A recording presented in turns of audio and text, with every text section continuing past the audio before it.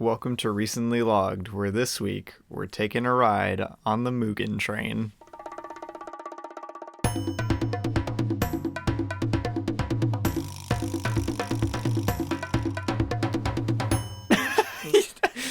You don't like it, Mike? I'm just thinking it sounds kind of stupid.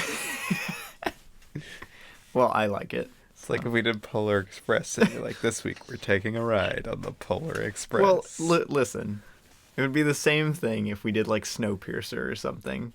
This week we're taking a ride on the Snowpiercer. No, we're taking a ride on whatever the train Snowpiercer. Wait, it's called the Snowpiercer? I'm pretty sure. Wow. Well, I guess that makes sense, actually. But anyway, yes. Well, hello, everyone. Here we are. Hi. We took a 1 week hiatus. Where were we? We were traveling. We were taking something of a vacation. Not really. I had to work. Really. We all had to work. Yeah. But we were not home. Yeah, we were not here in the studio. So we took the week off and we went and saw a new movie that we are going to do today. Yeah. Who'd have thought? Which you probably know if you've clicked on this, but we're doing Demon Slayer, the movie Mugen Train. Indeed. As a kind of sequel to Demon Slayer, the show. Well, I mean, it is a sequel. Yeah, it's just weird saying that like a movie is a sequel to a show. That doesn't really happen normally. Yeah, I guess. It's a sequel to season 1. So. Yeah. But yeah, here we are. We're gonna go ahead and hop into the basic facts and get things going. Indeed. So, Micah, what are the basic facts of Demon Slayer, the movie Mugen Train? What? Apparently. Apparently. According to this, according to Google, Snowpiercer season 2, they add. Dude, this is whack. It says its name is Big Alice, although the train is attached behind Snowpiercer at the start of season 2. But that doesn't make sense. So is like the front car the Snowpiercer, and then like the rest of the train is. Well, yeah, I don't know. It's a train designed to like go forever, pierce through the snow throughout because like the rest of the world is like apocalyptic snow. It's all frozen over. Except for on the train. So they needed a Snowpiercer. They needed a Snowpiercer. Okay. Well, now that we've cleared up that bit of Snowpiercer lore, we can get into the basic facts of today's movie. All right. So today we're talking about Demon Slayer, the movie Mugen Train. It's a 2020 movie.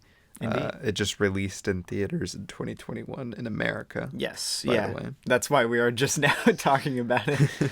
It is rated R. It's 117 minutes. Its little IMDb description is, after his family was brutally murdered and his sister turned into a demon, Tanjirō Kamado's journey as a demon slayer began. Yes. Tanjiro and his comrades embark on a new mission aboard the Mugen Train on the trek to despair. So it's literally the plot description is just, here's the premise for Demon Slayer, and they're on a train. Well, this could have just been an arc of the show.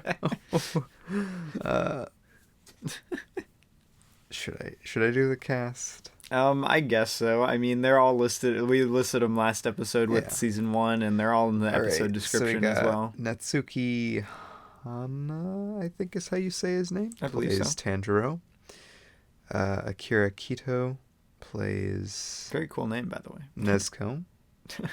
Hiro Shimono plays, I think that's they're doing their last names first, like you would say in Japanese, but like you would say in Japanese. And Yoshisugu Matsuka as, I'm pretty sure, Inosuke. Ayo. And my man. Satoshi Hinu, I think is how you say his name, as Rengoku, I think is how you... I don't know. I don't remember how they pronounce his name in the show. But yeah, those are the main characters. In case you can't tell, we watched the subtitled version, not the dubbed version. Yeah. In theater. So those are the main characters from the show, the 4 main, and the Flame Hashira. Yes. It is directed by Haru Sotozaki. which I believe wasn't he the guy who directed most of the I'm pretty sure he's the series? show creator. Yeah. And the director. Like, he's credited on every episode of the show. Well, there you go. Written by... Oh, I thought it would have a better page than that. Written by... It just says the creator of the manga. Whoops. Koyoharu... Dang, I don't know how to say his How cool last would that name. be, though? I don't know how to say his last name. Gotuge? Maybe. I don't know. I don't know. It's just a wild guess. But yeah, go look it up. Yes. It'll be much better than me trying to pronounce it to you. But yeah, that is the writer of the manga. Any other things they need to know before we get into what we're talking about? Sure. Okay. It won the Japanese Academy Award for Best Animation Film. Best animated film, yes. What is this? Best Animation Film. Oh, that's and odd. Best Music Score. Not bad. The score is quite good. So there's that, and of course, for those of you who don't know, in Japan anyway, at the time, Spirited Away was the highest-grossing movie of all time in theaters, and then last year, I guess, in December 2020, Demon Slayer, this movie, passed it as the highest-grossing movie of all time in Japan. Which is crazy. Which is really crazy. It's insane. Unfortunately, in my opinion, it is not better than Spirited Away. Mike, just rate every movie based off of whether or not you think it's better than Spirited Away. Oh, don't worry. There'll be plenty that are. Hey, there's only like a handful. Yeah. You can count them on 2 hands, probably. Definitely not. I don't even think I can give Spirited Away 5 stars. Wow. So but anyway, let's get into the magic within our hearts, Mike. Since those were the basic facts, let's get into our basic thoughts. Our opening thoughts. Our basic about thoughts. the movie. Our opening thoughts. So, Remy, what are your basic thoughts? If I had to sum up my thoughts on Mugen Train in just a brief statement, if you will. Brief statement. I would say that it is a rather messy film that has a lot of the signature stuff that made the first season of the show great. But it just stumbles in a few areas, like the pacing structure of the story, what the movie chooses to focus on at times. Yeah. Versus what I obviously think they should have focused on.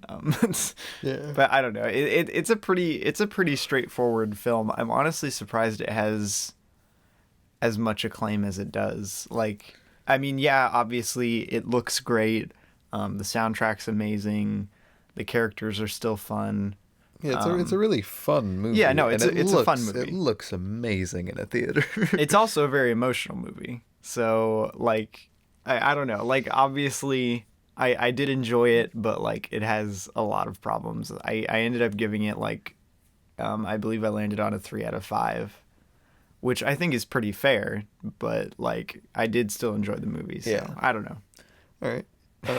What about you, My Micah? basic thoughts on the movie are that it's really fun. Probably the best experience, like, is to go see it in theaters. Yeah. But it is very messy. Yeah. Its structure is laughable. Its pacing is pretty weird, and like Robbie said, like what it chooses to focus on and follow, even from following Tanjiro throughout the whole movie is weird, and like he said it was very emotional, and it is very emotional. It is. But if you haven't watched the show, this movie would be like nothing. Yeah. This movie would probably be one of the worst movies you've seen this year if you haven't watched the show. I said in my Letterboxd review, with like the shoddy pacing and like odd, like the emotional beats won't hit as well. I'm like, if you haven't seen the show, this will be pretty like mind-numbingly boring most of the time. No, I genuinely think if you have not seen the show, like, you should not watch this movie. Which is half the reason I gave it as low as I did. Which is really weird, right? Yeah. Like that's not a normal thing. But the animation is fantastic. The Of course, characters are yeah. a lot of fun. The new character, well, he's not really a new character, but like, they focused on him as a character for the first time. Yeah. Is a lot of fun. I like what they did with him. It should have been more focused on him though. Yeah. Yeah. I gave it 3.5 stars just because, I like it. Micah, how could you? You rated it something different from me by 1 point. But yeah. We must fight to the death. Okay. Okay. Wow. But yeah, let's get more into the nitty gritty. Passing over on just a short view really doesn't do much for this. There's like only a few problems with it. So it's quite an interesting movie to talk about. So let's do that. Wow. All right. So do you have any opening questions for us as we get into our discussion and everything? Yes, I do, Micah. Wow. What do you think? Just like something kind of not like detrimental to the film. To start us off. What did you think of the main, like demon guy, the main villain? The lower rank one. Yeah, lower one guy. Yes. Because in the show, I feel like he was kind of disappointing. Yeah, I was about to say they give him so much build up in the show. Yeah, they give him such a cool intro. He's the only one of the lower ranks that survives, and he gets like more of what's his face's exactly. blood. Yeah, he's supposed to be like ridiculously powerful, and like his plan is cool and all. Yeah. Like what he does in the movie is really sick. Like I was like, oh, that's really cool, but like. He goes out so easy. Yeah, for real. Which is part of the structural problem of the movie because like it is Mugen Train and they beat the Mugen Train. They killed the Mugen Train. And there's still 50 minutes or something stupid left of the movie. Like yeah, I don't know. I just think it's odd. Like I think self-contained in the fact if you cut out later stuff and had it at the movie paced to the Mugen Train stuff, like specifically the train stuff, I think he would have been a really cool villain because I like the way his like plan kind of gets slowly-ish revealed. I think it's a pretty cool plan. Get them on, punch the tickets. Perform Inception and kill their soul or something. I don't know. It was a cool plan. I liked it. And then the fact that the entire train was him and he could like eat everybody. Yeah, no, like, it was pretty dope actually. That's really cool. But I think the pacing is what like the structure and pacing are what end up making him feel kind of underwhelming. I was about to say I wish they would have just like dedicated like 3 episodes or something to just the Mugen Train plot, right? And that's it, the end. No, it could have been a really cool. See, that's the like one of the core problems with this movie is that there's like 2 movies inside. Yeah, there's 2 big things happening in this, and unfortunately, the Mugen Train, the title of the movie, is definitely dealt as the less important one. Yeah. They just kind of are like, yeah, get past all that. Yeah, we're on the Mugen Train. Let's get off the Mugen Train. let's so we kill the Mugen Train. And Inosuke be like, we kill the Mugen Train. Wow. But yeah, I just wanted to bring him up because he does feel a little wasted here. He's like he's like a cool guy. I still like the hand design. Yeah, no, like he's got a really cool design. He's got a really cool power in this. Do you like his fashion in this? He's got a cool plan. He's got pretty decent fashion. Ranking anime villains based off of their fashion. What about would Michael Jackson guy go above him? Yes, the fedora is a no-brainer. You gotta have it. Yeah, the fedora and the suit is sharp, man. I don't know. Wow. Wow. But yeah, I think he could have been a really, really cool villain if this was maybe like a show arc instead of a movie. Yeah. Yeah, I just thought we'd kick it off with that, that's all. But yeah, we'll get more into breaking down the specific structure, the whole 2 movie inside 1 movie thing. Yes. But I got a question. What is your question? What do you think of like Rengoku? Like him as a character? Flame Hashira, man. I think he's actually kind of an interesting character in the context of the Demon Slayer universe. Because, like, he's one of the 12, obviously. One of the 9. One of the 9. Oh, no. He's one of the 12. He serves a really interesting role in the show, like, in the context of the show and the context of the movie. Yeah. To, what's his face? I lost the name of the main character. Tanjiro? Yes, Tanjiro. Yeah, whatever his name was. Green checkered guy. Yeah, the green checkered guy. Wow. Yes, he serves an interesting role to Tanjiro throughout this movie. Which, I mean, it kind of sets up the whole, like... there's always going to be someone like stronger than you kind of thing, and it also introduces the fact that not all the Hashira are like crazy, like insane. Because like most of the Hashira we've met are pretty crazy. Yeah, I was about to say most of them seem pretty unstable. The only two that I would say had seemed not unstable was what's his face, the first guy he meets. Oh yeah. And then yeah, this guy. So water and flame. Everybody else seems a bit unhinged. Yeah. Yeah, I don't know. Like, I think it's interesting because, like, in the movie, in one scene they spend they actually take a specific moment to like make a whole thing where after he like kind of shows how powerful he is and how like much he cares about people and everything, that all three of I say 3. I hate that they just put Nezuko in the box, but we'll get to that. The 3 of them are all like you know, they look up to him. They're like, dude, this guy should train us. He's awesome. Because like, I don't know, he's like a really nice guy and he's got passion, which is kind of what the whole thing is about. Yes. So it's just an interesting character because again, they don't focus on him as much. Yeah, I mean, we can go ahead and I guess just talk about this. One of the main things I cited as like the moment the credits rolled and everyone like we went and saw this with our mom. Everyone like they turned to me. They were like, "Robbie, what did you think of the movie?" I'm like, it probably would have been a lot better if it was from the fire guy's perspective, right? No, it probably this is kind of his been. Story, right? Like the only thing you didn't need anything really to be in Tanjiro's perspective. The only thing you get out of that is his family, which you only get if you've like watched the show. Which I mean, I'm not saying exclude all of that. I'm just saying make the main perspective of the movie from the fire guy's perspective, because this is his movie. Yeah, right? I actually really liked the Tanjiro family stuff, and that was dream. good. That was cool. The dream stuff I thought was pretty fun. I mean, obviously Inosuke and Setsu's were played for just jokes exclusively. I liked Inosuke's. That was but fun. Inosuke's stream was funny. I like that he actually like had a boar head in his dream. Exactly. He could actually open his mouth. It's pretty good. But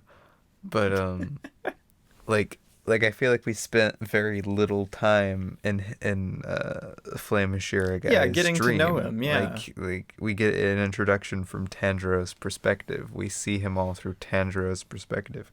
We only get his dreams in sort of like a Demon Slayer fashion of flashbacking to characters. Yeah. I just think the ending, which is quite an emotional ending, if I do say so. Oh yeah. Could have just been a lot. It felt kind of watered down just because we haven't really gotten to know this guy much outside of like just his backstory. Yeah, and like I said after the movie while we were discussing this, it would have actually made sense to make it a movie. Yeah, to make if it was from his perspective, because then it would be something different from the show. If they wanted to tell his story and they were like, we really should tell it from his perspective. Let's make it a movie instead of an arc in the show, so that we don't switch perspectives in the like show canon. But that would have made a lot more sense to me. So then you had this whole movie where we start off, because this picks up like with the shots at the end of the Demon Slayer show of them getting on the train. It's literally the end of season 1. So if you did that and then had it start from like him getting on the train, and him being like him running into all of them. Well, technically, the movie starts with the master guy. Well, yeah. For the Demon Slayer Besides Corps, that, that's setting, yeah. that's setting up the fact that he's gonna die. Yeah, exactly. Yeah. But yeah. And though, yeah. Hold on.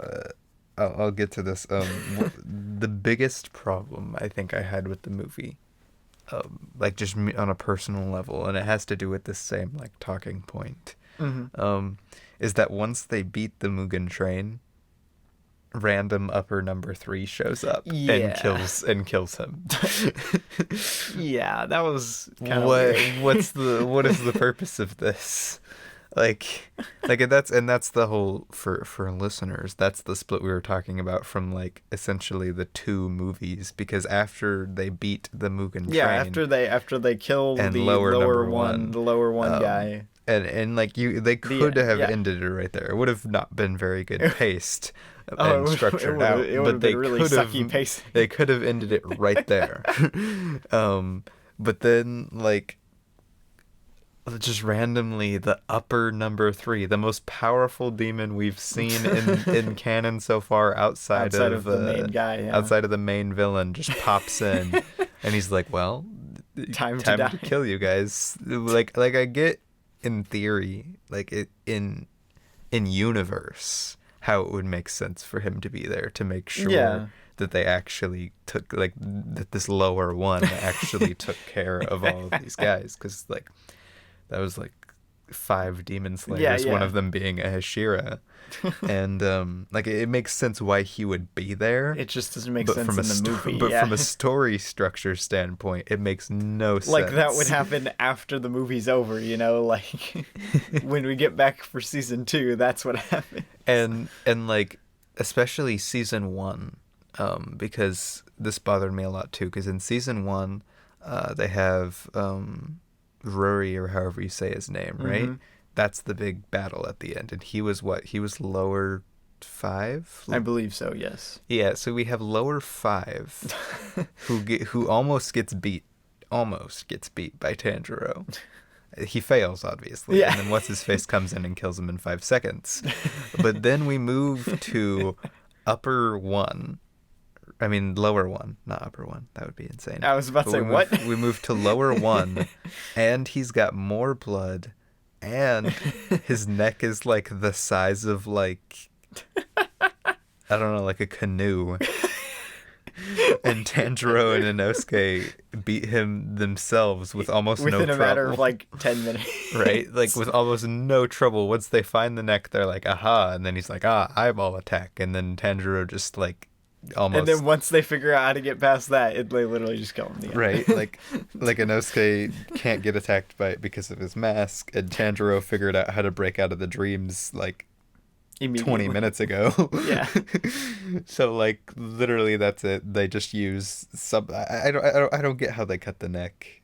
It bothers me so much. Yeah, that section feels so low stakes. Yeah, it feels low stakes. Like, it feels rushed. Most of the people, like, we know Nezuko and Zetsu and the other guy can fend off. I had to look up how to pronounce this guy's name.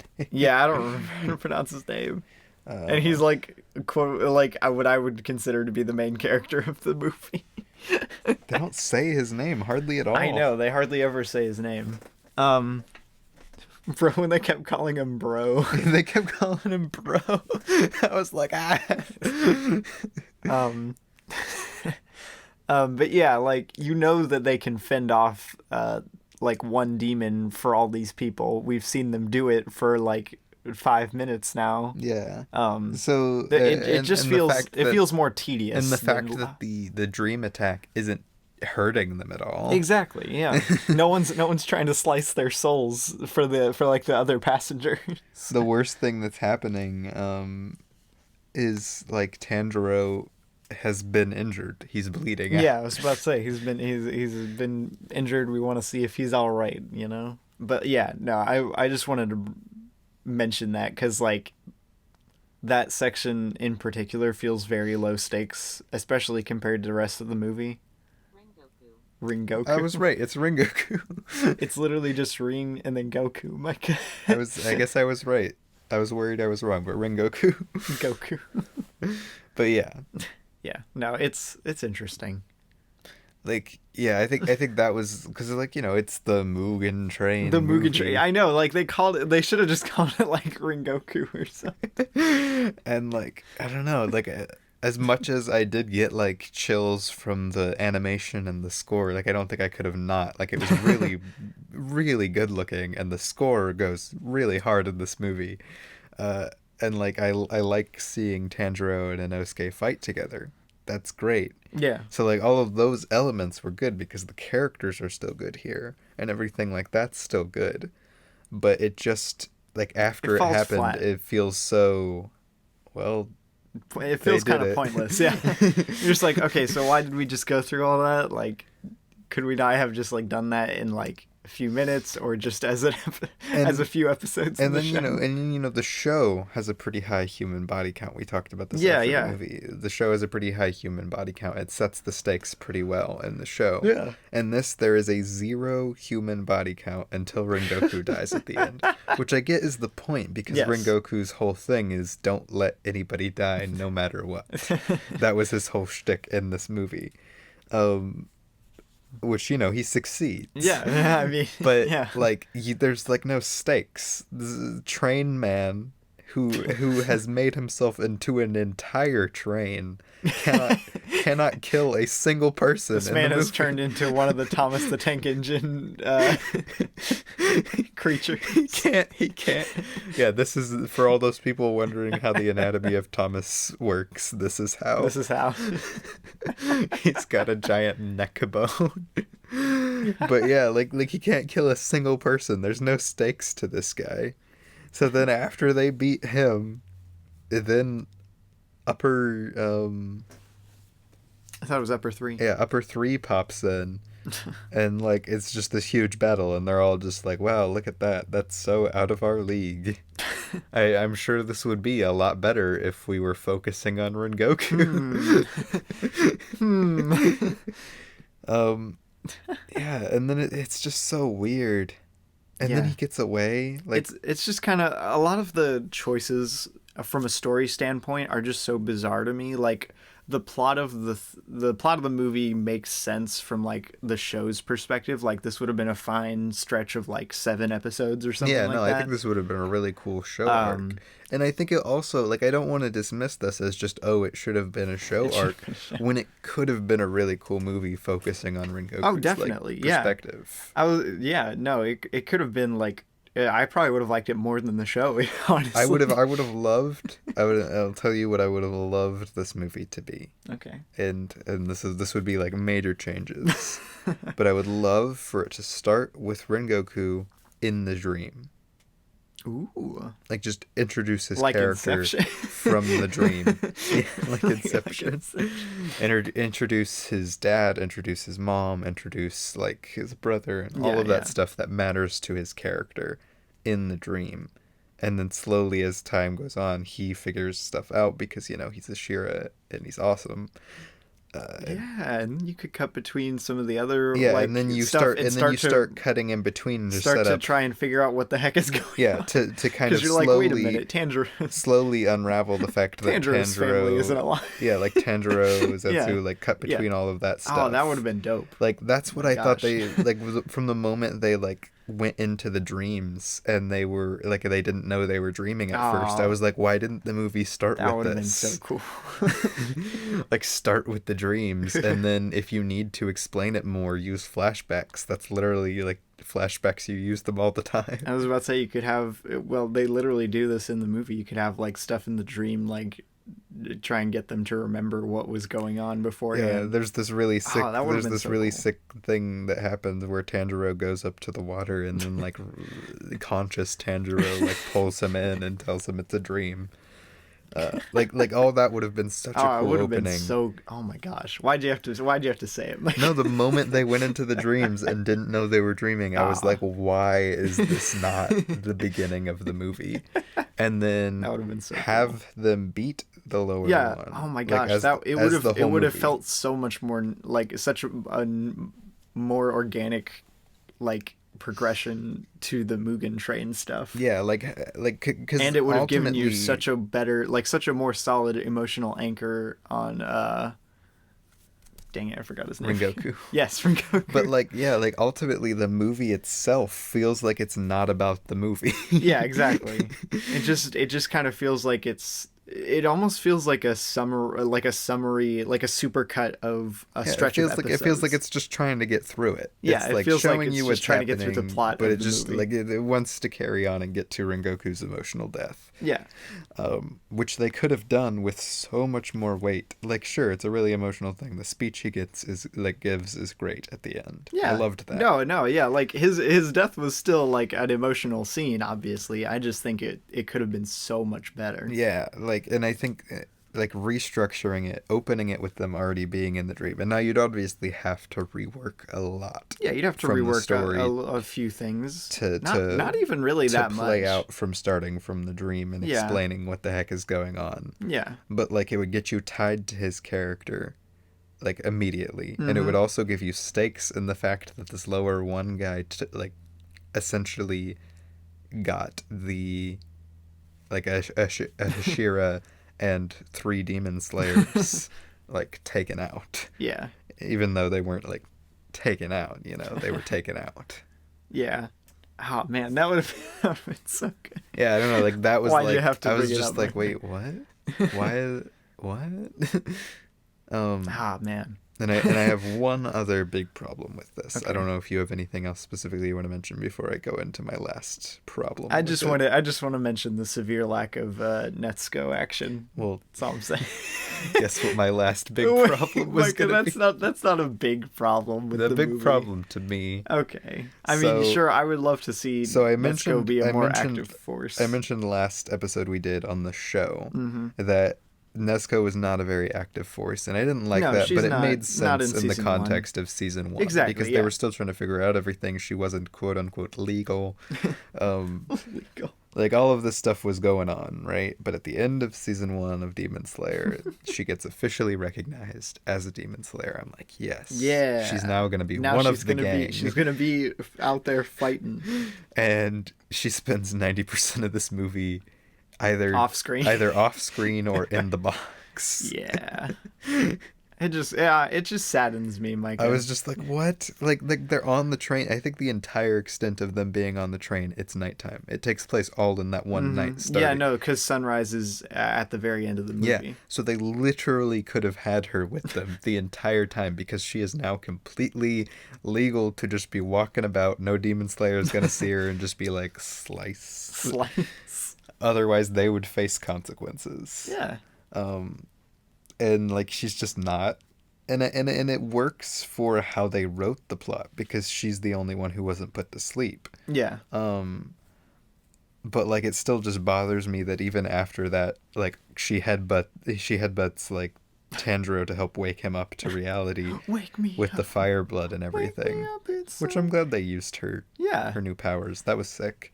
But after that, she's just kind of there. She's kind of there. She just is there. Tanjiro's like, Nezuko, are you okay? And she's like, yeah. Yeah. What are you doing? Yeah. And then he's like, yeah, free their bonds. And then he's like, yeah, go protect that train later. And that's about it. That's all she does. I don't know. I do wish they. Why couldn't they just take her freaking muzzle off now that she's official? I don't know. I get it helps. It's a precaution, but she can't talk. She could talk if you took it off. That's kind of messed up. I don't know. It just bothers me, and I hope they start in season 2 to give her some agency. Even if they do it slowly over time, just start giving her more and more actual character besides just being Tanjiro's little sister. Tanjiro's wholesome little sister who doesn't want to eat anyone. I was just like, Because I said explicitly in the last thing, the one thing I want to see from season 2 and somewhat the movie, because the movie I can give it some leeway, but from season 2 of the show, I just need Nezuko to become more of an a character. Yeah. Oh man. Yeah. Yeah, we just went over a lot of negative stuff. So what is your favorite scene or sequence? My favorite scene or sequence. That's a great question. I'm probably gonna go with Rengoku's death at the end. Yeah. It's really good. That's a really good scene. It's the only time where like I got like goosebumps. I was like, ooh. It's still funny. scene. It's still funny though, because in the What? movie, the big hole in his chest. Oh my gosh. So it's a good scene. He would have been dead. I still, man, I will say a lot of the stuff in this, especially like story wise, like this is bad pacing even by the show's standards. Yeah. Which shows you can pace them a lot differently from movies since you have a heck of a lot more runtime to play with. Yeah. But I still find like the demon deaths in the show so interesting and so like cool, like with something really unique to this show. Yeah. And the one in this movie is really good too. Yeah, no, I really liked his death, and I liked that they like that they didn't go full on sympathetic for him, since he's been the most like actually just evil dude we've met, Yeah. demon wise, besides the big main guy. Yeah. Like even all of the other high powered demons they've run into are usually just like, man, my life They're sure just is traumatized people who yeah, my life sure is keep depressing. killing people. But he's more just like a psychopath. I think he always was a psychopath. Yeah, no, it's interesting. I don't know. I just wanted to shout it out. I that's one of my favorite elements of the show, and it's done really well here too as Yeah. well. I did want to mention though, and I forgot about this. I was going to mention it earlier. What Yeah. the heck happens to Tanjiro's sword? He stabs it into lower number 3 Oh, as yeah, he's he, running like, away, and throws he it at never him. gets it back. I wondered about that. I was like, What's gonna happen? I half expected it to like snap back to his hand, and I'm like, wait a minute, that doesn't happen in Demon Slayer. like what are they gonna can't do just in go season throwing 2? your sword at Does people. he just lose his sword? Like, does he go after it? Is the sword guy gonna come back again and try Is he and gonna kill him? actually kill him? He's gonna actually kill him. Show ends. Sword Wow. guy kills Tanjiro. That would be an interesting choice. Yeah, but I think my favorite scene or sequence, since I hadn't answered that Mm-hmm. question, would probably either be like Rengoku's death. Obviously, that's really well done. Or Bro, when the camera pans up and shows his mom, I was like, you're like, cinema, baby. or I don't know, like pretty much just anything with Rengoku in it. Like just the stuff Including focusing, the opening, like the stuff focusing on him. Yes, even the delicious scene. I think honestly that like the first like 7 minutes of this, other than like the master in the graveyard stuff, is like some of the most like kind of cringe-worthy stuff that's been in the There Demon was Slayer some canon. more cringe stuff in this than in the show. Yeah. Delicious. Dude, why did he eat so much though? Why was he eating so much? Who knows? But yeah, pretty much any scene with him in it, like as one of the main focuses, was really, really well done. Yeah, no, it's because And- the screenplay, he's the emotional anchor of the story. And I also really liked the Tanjiro family stuff. Yeah. Like all of the dream sequence stuff when it came to Tanjiro, I thought was really good. Well, there you go. I mean, it is really good. Like it feels like early season 1 stuff, and Yeah. And like when they, which I mean, I always wanted. I said before, on our season 1 episode, that I almost wish we got a full episode of just the family hanging out before everything went wrong. yeah, and Which we kind of did now. And So. it would make sense too, as earlier, it would make even sense if you wanted to have Tanjiro still as the main focus, to open up on the dream, as he slowly realizes, like he slowly, like they He's literally, dreaming, yeah. they literally do stuff where he starts to like slip word wise. He's like, oh, I can't believe Nezuko's out in the sun, and then he's like, wait a minute, why did I say that? And like random Although, stuff like that. I will say, Mike, kind of a big problem, and probably a reason they didn't do that, is someone who hasn't seen the show would be like, what the heck? Well, that's the movie writer, that's the show creator movie writer problem for making a movie being a direct sequel to a season of a television show. I was about to say, without the setup of the train, you'd be like, what the heck is going on right now? Which is why making Rengoku Yeah. the focus, and you could explain the setup of the train through him. would make more sense. Exactly. But still. Even then. I'm just saying. It would have been a really cool opening.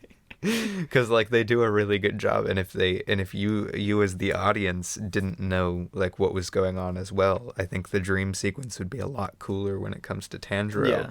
Because like he like randomly sees Nezuko's box at one point, and like at one point he literally just like bursts into flames as Nezuko is like using her fire blood on him. Dang it, man.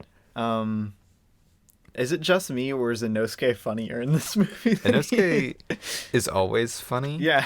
But Inosuke is giving it his all in this. It's like I don't know. I guess I'll just watch any piece of media if Inosuke is part of the equation. Inosuke is probably my favorite character from this stupid show. He's so funny. And he was right. I love that he was right. The writers made him right. The train, yeah. So in the show, for our audience listeners, I mean, like we've said all of this with under the context that that you've anyone seen listening this, has seen we the just spoiled first so season much. and the movie. Yeah. But like in the show, just to like as a reminder in case you didn't know this, in the show, Inosuke, and even in the opening of this, he doesn't know what a train is. Tanjiro also doesn't know what a train is. They're both from like the middle of nowhere mountains. The middle of nowhere in the mountains. Yeah. But Inosuke thinks it's like a great beast that he wants to fight, and like he's like, I gotta take him on. And then later in the movie, it's revealed they have to take him. that the demon was the train, and he was a great beast, and they have to take him on. And Inosuke's like, I was right. I knew it. I was right. The team leader stuff from me. I still love how the his obsession with speed has come back into play. Right. He's like, I gotta race. Oh no, I think Inosuke is such a fun character. Really is. Like, man. And he's a little less annoying in this too. Yeah, he's a little less, like, I think he's grown less from just shouting at everybody. Yeah. He still shouts a lot, obviously, but he's not just like, fight me every time he comes up, like, fight anybody. Like, he wasn't like, fight me to the Hashira. Yeah. He has grown past thinking he's the most powerful thing in the world. Exactly. And, which, I mean, that was his whole arc in season 1. Yeah. And I think too, like with Inosuke specifically, I like that like even he with Rengoku was like, dude, this guy's gotta train me. He's awesome. He's awesome. And he's mad about it too, that this guy's so powerful. Bro.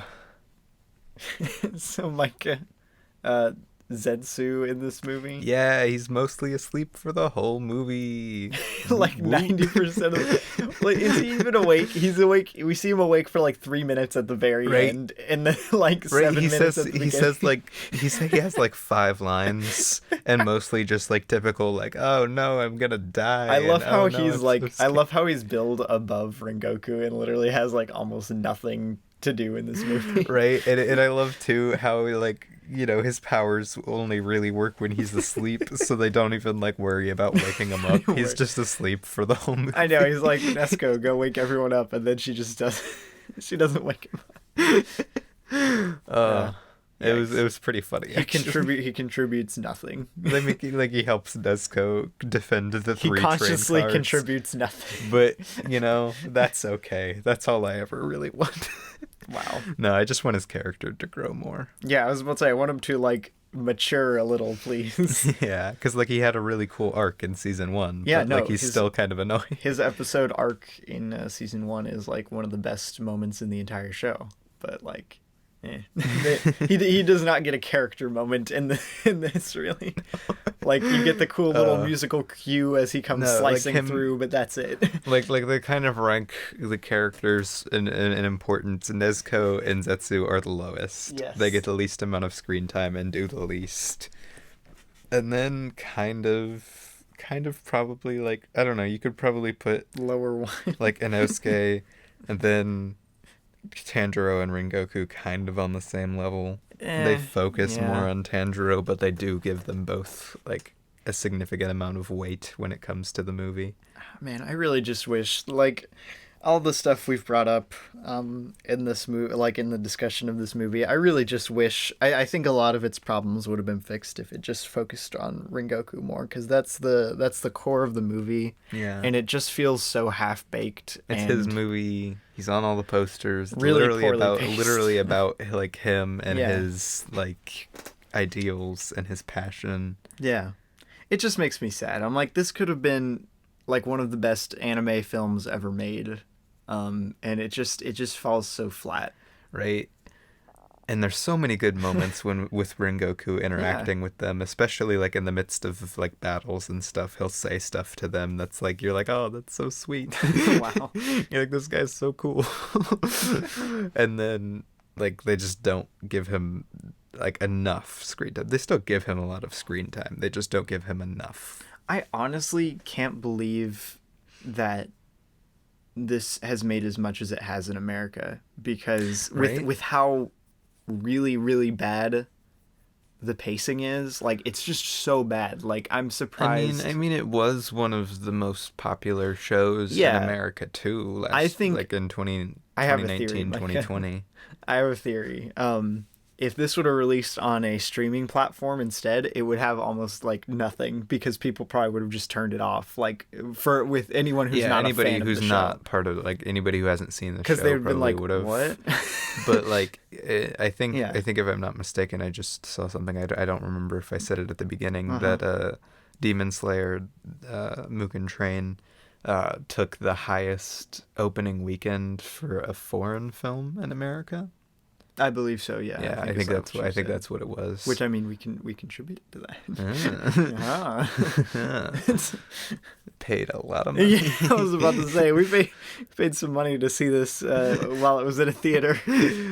Which, like I said, really awesome to see it on a big screen. Like I can't express enough how amazing the animation of this show and movie is. You know what I would love to do? Just like rent out a theater and watch like all of season 1 in one day. That would in be so 10 dope. hours. That would be Robbie? so 10 dope. hours of Well, watching. obviously you'd take like a break every 3 hours or something like that. I think you should do it over multiple days. I just think that would be so cool, because this show, it looks amazing, and it was I hadn't been in a theater all year. I So couldn't tell specifically, but Mm. I think that they filmed I like to think anyway that this was I like to quote think. unquote shot a little bit more cinematically than the show was. It is, yeah, especially like some of the interior stuff. Yeah, they looks had a lot more movie-esque. They had some cool shots and stuff, and I was like, oh, I wouldn't expect like a shot like that from the show and everything. Yeah. I just remembered the Tanjiro's heart thing. The Wow. little souls that walk them around. Yes. Tanjiro really is a Paddington protagonist. That's what I'm saying. That's what I'll keep saying it. But yeah, I think that really covers almost everything for me. I can't think of really anything let's else. go into our closing thoughts. All right. Would you like to do your closing thoughts first, since I feel like I've Sure. talked a lot? Sure, Micah. Since you don't want to talk about the movie, I'll do mine first. He's like, I'll do all the work. Yeah. I feel like, okay. So Mugen Train should have been, I don't know. I feel like I went into it without very many expectations, which Micah said he had some expectations for the movie, like the Not bad. Nesco thing. I mean, I had Yeah. expectations of hoping that they would, like, I was Yeah, just yeah. hoping that Yeah. they would do stuff with Nesco. That was really it. I didn't expect it to be, like, Yeah. anything in particular. I was just, I think, hoping that this movie would be a bit more together, like just solid as a movie, which, like, it's interesting to critique a certain property as a show, like a season of a show versus a movie, because they are pretty different art forms and mediums, but they do share a lot of similarities. And I think that the stuff that works well in the show works well here, but transferring it onto the movie medium, the shoddy pacing and like the lack of like focus on one main character, which in this case Rengoku is what I'm referencing, because he Yeah. is what I would consider the emotional core of the movie. No, he is. it really is to the movie's downfall, I think. Yeah, I think, like, not to cut in, Yeah, but yeah. like it works, like you said, it works well as the show, Like the and stuff, yeah, the stuff that and it works is well in the show fun works well to here. watch there. Exactly. But from a solely movie standpoint, which Critiquing it as is a movie, yes. and it's hard to critique it not like including the context of the show, Exactly. because it is a sequel to It's the so show. reliant on the show, yeah. But as a movie itself, it is pretty darn mid at best. Yeah, I honestly, I was gonna give it a like 5 out of 10, like 2.5, that sort of thing. But I bumped it up to a 3, just because I like it, I guess. Yeah, like, I enjoyed it. But honestly, like if I was just gonna crack down on this, like, and pick it apart, I probably would have just given it a 2.5. yeah, and see, that's the thing for me, because I really had fun watching it. Yeah. I thought it was obviously poorly paced and everything. Yeah, I was about to say, The if structure was it bad. wasn't as boring, that was noticeable in the movie. Yeah. But I had a lot of fun watching it in theaters, and I thought it was great to like watch. It was a I fun thought theater it was beautiful. experience, yeah. I thought the music was great. I thought the performances were still great. I got a lot out of watching it. Yeah. But so like it's hard to judge up to like as a movie, because it really, when you watch it with the show, it almost isn't a movie in a way. Yeah. But like it's still weighed down by the fact that it is. Exactly, yeah. It's really just, I think the killer is really just the pacing. Like I would excuse like not going exclusively like with Rengoku, his point of view, like that sort of thing, if the movie was just more watchable. Yeah. You know, like and I wish they would have like Ah. set up more things and like Yeah. explained why upper 3 was there, and just like random stuff that Yeah. in like the show, in the show they could been have taken pretty, they could have taken time to do yeah, that. pretty excusable, and they would have had more time to be like, here's this thing where they're sending the upper 3 to make sure the job gets done. Yeah. Because they're sending like a billion demon slayers to go deal with the lower one. Yeah. And like, you know, you could have had time, and you could have focused more on Rengoku. You could have done a lot more in like as the show. And like I said, I don't inherently want it to just be an arc of the show. Yeah. I would love for it to be a really well done movie, because, you know, I like movies a lot, and it would be a lot more convenient to be like, Yeah, go check out this movie. let's go like turn on the Demon Slayer movie real quick, because I want like something Demon Slayer-y that's not watching the instead entire of watching show. like the mountain arc or something. Yeah. Yeah. And like it's just kind of like disappointing in the end. Yeah, no, I will say I had kind of I did have high hopes for this, with it being the highest grossing film in Japan. Like I said, I think that's just from nature Yeah. of what it is, honestly. Yeah, because like I probably wouldn't have gotten seen it if I hadn't seen the show like Yeah, at all. and- I'm and like, it's okay, just- yeah, it's a Demon Slayer And, movie. and in What's Japan, anime is like so much bigger part of culture, and Demon Slayer was so big. Like it was so big in America too. Yeah, Like it was probably just the not biggest. quite as big. So like everybody went and saw the movie in Yeah. Japan, because like, you know, What are you gonna do? it was the Yeah. show, you know, It's the the fans show. of the show. So yeah, it was just like, I don't know. Yeah. No, it's just, I would mainly sum it up as just like, it just has some problems as a movie. And it just doesn't, Yeah. it just can't get over, I just can't get over them. Honestly, I would probably buy this and watch this occasionally. I have a lot of fun with the characters. Probably watch it sometime, yeah. Um, Like I said, Inosuke stuff is really it funny. would be in one there. of it would be one of those movies that I'm like, yeah, this is kind of bad, but it's fun. Yeah, I was about to say, it's kind of pretty mid, but like, and it's, oh man, I commented, it's so boring in those first 20 minutes, man. Yeah. It's like, honestly, I was like, okay, if this movie doesn't pick up. Was I crazy, or was the editing weird in the first just in the beginning of the movie? I don't know about weird. It was a little rough, especially like considering it's the same editor as the show and everything. Yeah. I don't know. Yeah, it definitely had a weird feeling to it. But I think it was just the movie establishing its tone and it really didn't do a great job of that either. I don't know. I feel like saying that everything that is show about this movie works well, and everything that is movie about this Everything movie that is is kind movie. of mid Kind is a of pretty mid. accurate way to sum up Yeah. how this movie is. Yeah. Well, there you go. See, I didn't like it as much as I hoped I would, but Yeah.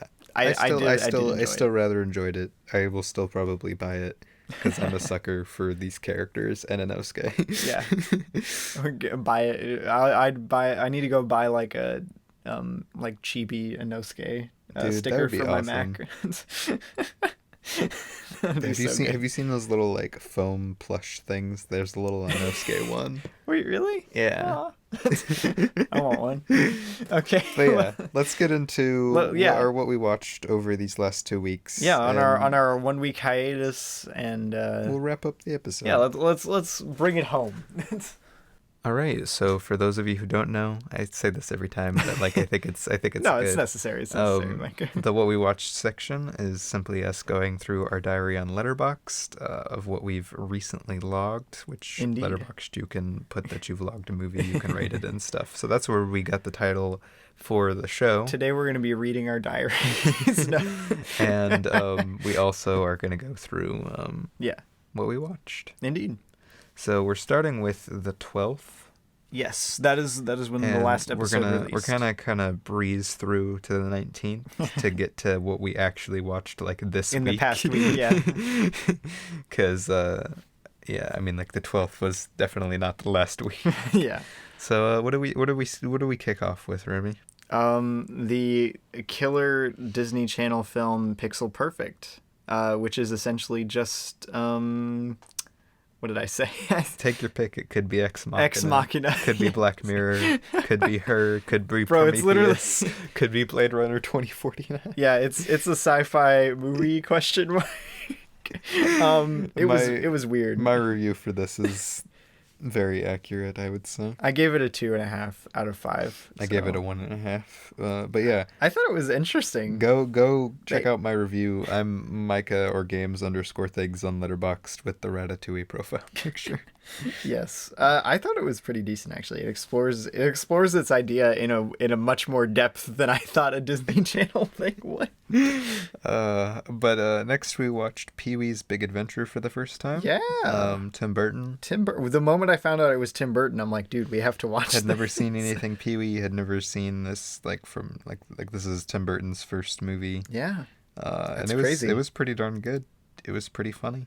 Oh my god, yeah, no, I loved it way more than I thought I would. My mom had seen it back, well, not when it came out, I don't think, but like she had seen it before, and always said like how dumb it was, and I watched it and I'm like, what? This is actually funny though. Like, wait a minute. I gave it 4 stars. But yeah, no, I really love it. It has a lot of like that raw Burton energy. Right, this is more like the wild Burton. I think this Burton is dead now. Corporations have killed this Burton. The corporations have killed this Burton. If you look at his recent movie. Yeah, I gave it a 4 out of 5. Good stuff. Great stuff actually. Next, in the 13th, I watched Hook for the first time. The Robin Williams, Steven Spielberg Hook. I can't wait to watch it. It was very long. It was very long. It was very much a daddy issue movie. But it was fine. It was pretty quote unquote magical feeling. Like it definitely had that old like Spielberg The fairy classic tale Spielberg like classic feeling. But I think it was just a bit too long. that Spielberg is dead. Probably. I think it was a bit too long, and I think Robin Williams' character, Peter or whatever, kissed way too many women he wasn't married to. Wow. Wait, is he married in this? Yes, Oh, that's the whole interesting. thing. I told you this, like the plot of Yeah, this. well, I forgot that you mentioned he was married. He's got kids. That's the whole point. He's got to go Well, rescue not his everyone kids. who has kids is married. Mike. Well, still, Spielberg made the movie. Okay. Yes. Did you watch anything in between to the 15th? I mean, I watched a bunch of shorts. Most notably, Neighbors, which is a 1952 short film where they like use people, like live action people, as like stop motion figures. So they have them move around in really weird ways. Wow. It was interesting. Very interesting. You should watch it sometime. Huh. I watched it on the Criterion channel. But yeah, on the 15th, I watched the remake of Freaky Friday. The double remake. The 2018 version, which they made a musical, and is probably one of the worst movies I've ever seen. Don't watch it. Don't watch it. Really, just don't. If I'm not mistaken, this is the director who directed Mall Cop and worked on movie 43. Okay, Mall Cop, the only reason it works is because of its screenplay, not because of its direction, so... Yeah, this movie's pretty darn terrible, but it's got a 1.8 average, so at least they know it's terrible. I gave it 1 star. Well, there you go. Also, on the 15th, I watched The Prestige again. Always good. I gave it 5 stars. It's one of my favorite movies of all time. Probably my favorite Nolan movie. I think it's the second best Nolan movie. On the 15th, we also watched that one Aardman short, Stage Fright. Stage Fright. That was pretty cool. Yeah. It was fine. It was kind of creepy. It was interesting. it was kind of weird, actually. Yeah. It was pretty creepy. It was pretty scary. On the 16th, I watched Troll Hunter. Yes. It was a Norwegian found footage movie, which, despite how it sounds, it was actually it looks kind of lame, honestly, from its page. It was it looks pretty lame, but I gave it 3.5, and I think that was pretty fair. It looks like the Watchmen poster. It was like a solid movie. It wasn't doing too much, but it wasn't trying to do too much. Well, there you go. I also watched on the 16th The Lion King for the first time in 10 years. The old one? Yeah. The one that I could have watched for the first time in 10 years. Yes. Okay, well, I just wanted to specify there are 2 movies called The Lion King. And man, it was really good. I didn't remember it being that good. I actually didn't like it growing up, so... Yeah, no, I kind of hated it growing up, but it's really good. But I gave it 5 stars. What did you watch on the 16th? I watched a nice little film called Beasts of the Southern Wild, which was surprisingly good. It's essentially Leave No Trace, but set in a different part of the world with a different group of people rather than in the middle of a urban area kind of thing. Yeah. So it was really good. It was a really sweet movie. It was a very sad movie. I definitely recommend everyone check it out. It was on. I watched it on HBO Max. It's a very sad movie. I definitly recommend everybody. Okay, it's a sad movie, but it's still a good movie. Jeez. Did you watch anything else on the 16th? I watched a few shorts. Mr. Hublot, I watched. It was very good. I think it got nominated for Best Animated Short the year it came out, so it's not that surprising that it was good. But yeah, good stuff. On the 17th, Remy, what did we watch? It was technically the night I was of about the to say, 16th, I think it was we watched it. It was 3 by the time it was over or something. We watched Scooby-Doo 2: Monsters Unleashed, which is a good movie. Much better than the first one. I don't know. It was the first one's still pretty funny. Yeah, the first one's fine. I rewatched the first one recently, and yeah, this one's much better. No, this one's better, obviously. But this movie is actually genuinely really hilarious. And I don't know. I just love this movie. It's so unhinged. It really is the first movie, but if they just went crazy with it, and then they just went crazy with it. There's so many iconic lines from this. Oh my gosh, James Gunn is a master screenwriter. My mommy. Yeah, no. If you've never seen Scooby-Doo 2: Monsters Unleashed, I highly recommend you go check it out. I gave it 4 stars. I love it. I don't know what to tell you. I gave it 3.5. I think it has some pacing problems. No, it does. That really drag it down. It does, but I gave it 4.5. I mean 4, not 4.5. Yeah. Then we watched Throne of Blood, the Akira Kurosawa movie. Yes. Very, very good. We watched it for the first time. My 4th Kurosawa film. On the Criterion Collection. Criterion Channel. Or Criterion Channel. Yes.